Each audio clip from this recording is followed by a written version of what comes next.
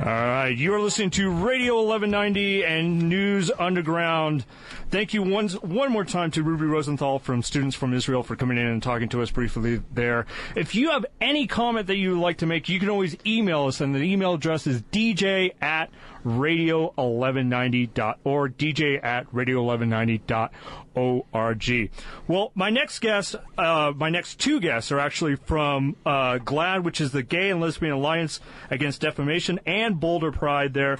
I asked them to come in because there's been a very popular news story as of late happening in Boulder. Sacred Heart School is a Jesuit school up here in Boulder, and they have decided that 2 school children cannot return to classes because their parents happen to be lesbians.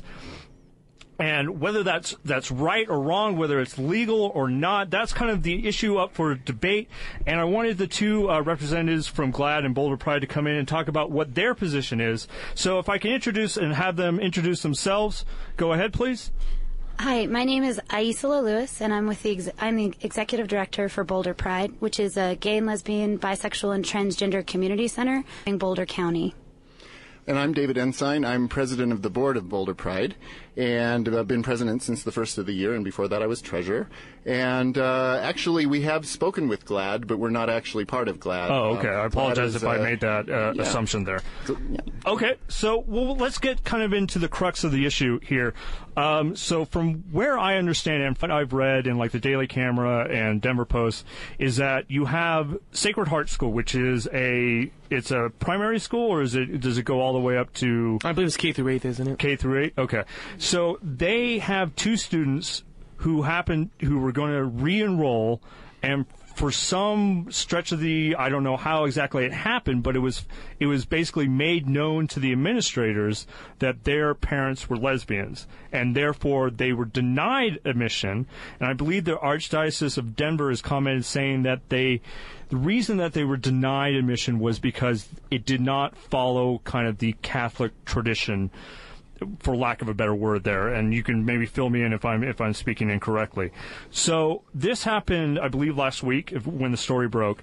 So what has kind of been the position of GLAAD and Boulder Pride? What have you been doing to maybe help the family or support the family there?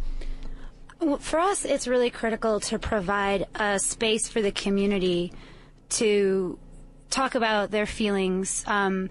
At Boulder Pride, we've actually primarily heard from straight Catholics who are incredibly upset about this decision. It hasn't been as much our community as it has been this larger faith community that has had a strong reaction.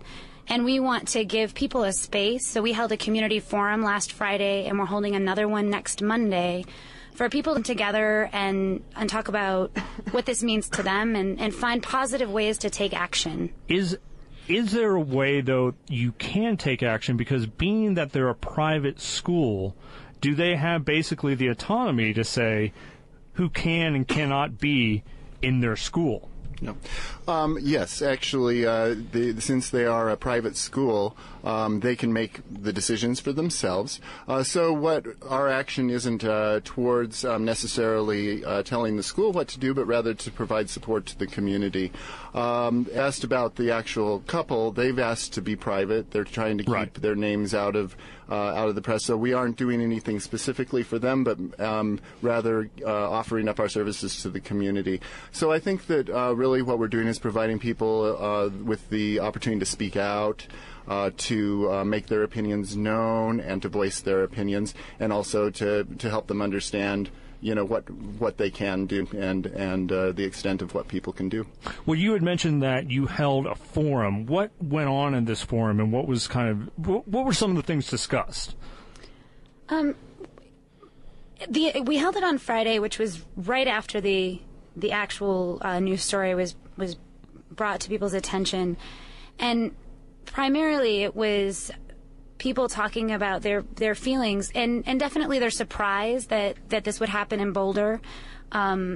Regardless of the nature of the school, I think there's a strong feeling that Boulder is a very liberal place and a very accepting place, and so there was a Well, that was some of the shock of hearing this news story, that you would think in all places like Boulder, you would have something like this happen. I mean, Boulder, you figure Boulder is kind of the traditional, I don't want to use the word hippie, but I mean, it's just kind of very much more liberal, more free-loving, more tolerant of other places. And you can maybe correct me if I'm wrong, but CU was voted by the Advocate one of the more gay-friendly schools in the nation as well. So I know this has nothing to do with CU specifically, but I'm just talking about the environment of Boulder in general there. So, yeah, it was a shock. Well, I was just going to say, obviously the Catholic Church is something that's widespread, not just all over the United States, but the world in general. So I wouldn't just say because this happened in this one Catholic church in Boulder that you would expect it to be more, quote unquote, respectful or whatever. It is a Catholic tradition. I happen to be a Catholic, and I've attended this church, and just reading up about this, I wouldn't say it would be surprising just to have because it happened in Boulder. I wouldn't tack on the whole liberal, mantle onto the town, just use as an excuse for, I was surprised that it happened at this church. To me, it's kind of surprising that maybe this kind of thing hasn't popped up actually in other places beforehand, and in areas, whether it be in Colorado or in the country more, because obviously families want children in a Catholic school or in a private school in the way that they were brought up, and just because they may follow different things and how they were raised, or their parents were raised, the church might have a problem with that. But David, being a Catholic, I mean, can't you see in a sense kind of the hypocrisy of this decision that came down, in a sense that if they're saying because they don't believe homosexuality or lesbians in particular follows Catholic doctrine, what about, the people that obviously, the parents of divorced parents, or the parents that, have other type of peccadillos in their closet there that maybe have not come to light?